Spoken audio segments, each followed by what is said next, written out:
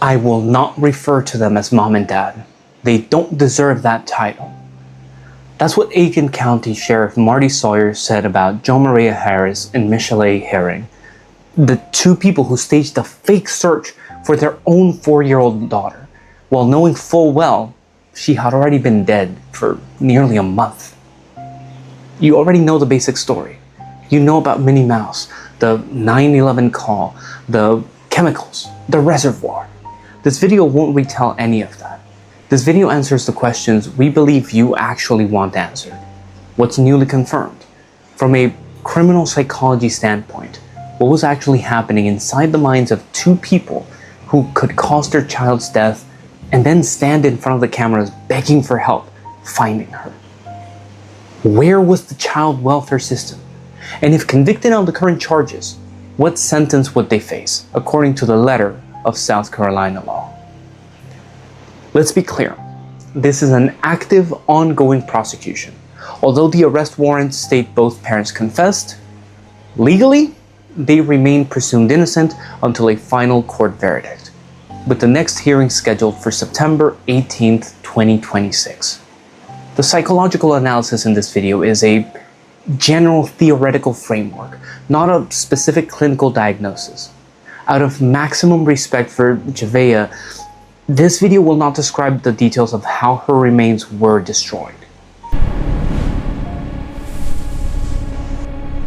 There's 3 notable developments from recent days that haven't been fully compiled elsewhere.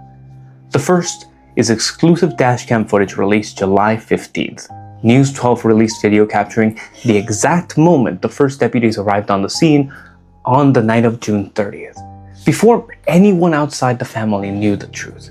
The footage shows Herring standing in the yard, calmly talking to police, while officers fan out across the property with flashlights, neighbors rushing over with lights of their own to help. A dashcam that was only ever meant to record a routine night of police work turned out to capture the exact opening moment of a lie. Second, an official trial date has been set, September 18th, 2026 at 9 a.m. Both defendants will appear together before circuit court, no longer the magistrate court that handled only initial procedural matters, like the bond hearing back in early July. This will be the first time the substantive issues in the case, whether either will plead guilty, legal motions from both sides, and possibly a formal trial date, are formally assessed. Third, the detail about being denied public defenders. Both requested a court-appointed attorney at their initial hearing, but were denied because their reported income exceeded the eligibility threshold. Herring works for Transcom, earning $1,300 bi-weekly. Harris works for DHL. Both now have to either hire their own attorneys or represent themselves. To restate, this is a general analytical framework, not a personal diagnosis, and not a conclusion about the specific inner motives of either suspect in this case. The question anyone following this case keeps asking: how could a father sit in front of a TV camera describing his daughter as very respectful, while knowing full well she was no longer alive? The answer lies in 3 psychological mechanisms that tend to appear almost simultaneously in cases like this one. Layer 1. Fear of getting caught outweighing the instinct to save a child. The fact that Javeayah was never taken to a doctor after her head injury is the single most important detail for understanding this entire case. In that moment, a simple emergency call could have saved her life. Instead, fear of the consequences won out. Researchers call this a crisis miscalculation. In that moment, they stopped thinking about saving their child and started thinking only about protecting themselves from consequences. Then, layer 2, the ability to construct and sustain a parallel reality. Not an impulsive lie told to dodge an unexpected question, but a story built with enough detail, specific clothing, specific appearance, specific personality traits, even a medical detail that was never formally diagnosed, autism, mentioned when the dispatcher asked about her health, to convince an entire federal law enforcement apparatus sustained over multiple days, mobilizing hundreds of people. Every question from the investigators had to line up with what was said before.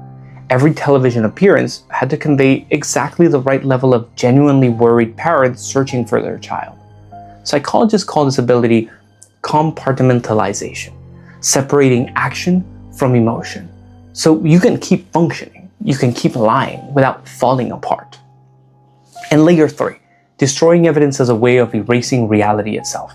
Using chemicals to accelerate the destruction of a body isn't simply about avoiding police detections. Many criminologists describe this as an attempt to erase the very evidence that the truth ever existed. The exact phrase used in the arrest warrant, extreme indifference to human life, captures this precisely. Not a single impulsive act of violence that ended, but a long chain of consecutive choices sustained over weeks. This is the part that audiences are most curious about, and also the part that needs to be presented most precisely, grounded in the actual language of South Carolina law. The primary charge, homicide by child abuse, is codified under Section 16385 of the South Carolina Code.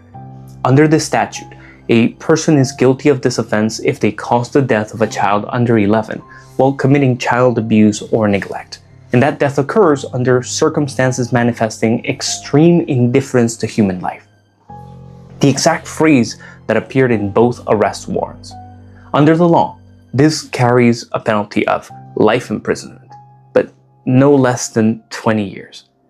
This is a mandatory minimum under the statute. A judge has no authority to sentence below 20 years if someone is convicted under this provision, regardless of any mitigating circumstances. The law also requires that at sentencing, the judge must consider aggravating factors, including whether the defendant had a past pattern of child abuse or neglect. The law also states something notable. A child crying does not constitute provocation and cannot be used as a mitigating factor. That provision exists because in numerous similar cases across the country, some defendants have tried to argue that they lost control because a child would not stop crying, as if that could partially justify violence. South Carolina lawmakers closed that door years ago. Beyond the primary charge, both Harris and Herring also face additional charges of destruction and desecration of human remains. Herring alone faces an additional charge of filing a false police report, carrying a maximum penalty of 5 years in prison or a $5,000 fine. If convicted on all current charges, and if the court decides the sentences should run consecutively rather than concurrently, a decision entirely within the sentencing judge's discretion, the theoretical total could extend well beyond the 20-year minimum, approaching or effectively equivalent to life without parole. The fact that both confessed, according to the arrest warrants, is also a notable factor. It strengthens the prosecution's case, but with the phrase extreme indifference already established in the record, prosecutors have almost no room to negotiate a sentence below the 20-year minimum. Alongside the legal proceedings, this case has triggered a systemic response, coming directly from South Carolina's state legislator. State Representative Melissa Orimus of House District 84 has confirmed she is drafting a bill called Javeayah's Law, aimed at closing gaps in the child welfare system, driven directly by this case. According to the draft, the changes under consideration include requiring direct face-to-face safety checks in high-risk cases, requiring immediate law enforcement involvement when a report of severe abuse comes in, and requiring mandatory medical evaluation when severe abuse is suspected. Orimus has been candid about the limits of this effort. This is still a draft. No law is going to be perfect. Peggy Ford, Executive Director of Children's Place in Aiken, said, "We all wish we could find every family that's struggling before tragedy strikes. Child abuse is really hard to both fathom that it happens and to see it when you're not a part of the everyday life of the child." Erin Millam, Executive Director of the Child Advocacy Center of Aiken County, says, "Every child deserves to grow up in a safe and nurturing environment." As of today, the bill remains in the drafting stage, not yet formally introduced to the state legislature, expected to be filed when the next session begins. Javeayah Harris was only 4 years old. Her father's own public description of her before the truth came out painted the picture of a friendly, respectful child who trusted the people around her with total innocence. Javeayah has a baby sister born not long before the case broke. According to a close friend of the paternal grandmother who has stayed by the family's side throughout these painful weeks, the newborn is now in the grandmother's care, being raised in a safe environment. She's definitely hurt. She's devastated, the friend shared. The local community, a place with, as the friend put it, one spotlight, didn't turn away. The July 9th candlelight vigil drew dozens of people carrying balloons, Minnie Mouse stuffed animals, and flowers. At the press conference that same day, dozens of the staff from the sheriff's office stood behind Sawyer, many wearing pink ribbons and ties, Javeayah's favorite color. With this being an open case, there are still questions that need answers. 1. Will prosecutors push for a life sentence rather than the 20-year minimum? Given the aggravating factors already documented in the arrest warrants, this is a real possibility to watch for at the September 18th hearing. 2. Will the sentences for each charge run concurrently or consecutively? This is the factor that will determine the actual total time behind bars. 3. Who will represent them legally? Both were denied public defenders at their initial hearing, a factor that could directly affect the quality of defense they receive going forward. 4. Were the earlier warning signs the child welfare system missed? No public report has confirmed whether this family had prior contact with the Department of Social Services, though eviction records from Union County during 2024-2025 suggest a period of instability in the family's living situation. 5. Will Javeayah's law be formally introduced before or after the September 18th hearing? 6. Will all of Javeayah's remains ever be recovered?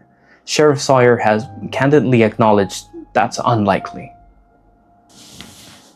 37 years in law enforcement, and Sheriff Marty Sawyer says he has never heard of anything this horrific. If convicted on the current charges, Javeayah Harris and Michelle Herring would face a mandatory minimum of 20 years in prison, potentially up to life, plus additional charges that could extend their time behind bars further. Javeayah will never get the chance to grow up, go to school, or see her baby sister again. When the law has closed the door on using a child's crying as grounds for leniency, what do you think that says about how the justice system has changed through so many painful cases before this one? And is Javeayah's law enough to prevent a similar tragedy in the future? Let us know what you think in the comments, with respect for a community that's still in the process of healing. If you want to follow the September 18th hearing and the progress of Javeayah's law closely, hit that subscribe button and turn on notifications right now. We'll update you the moment there's a new legal or legislative development.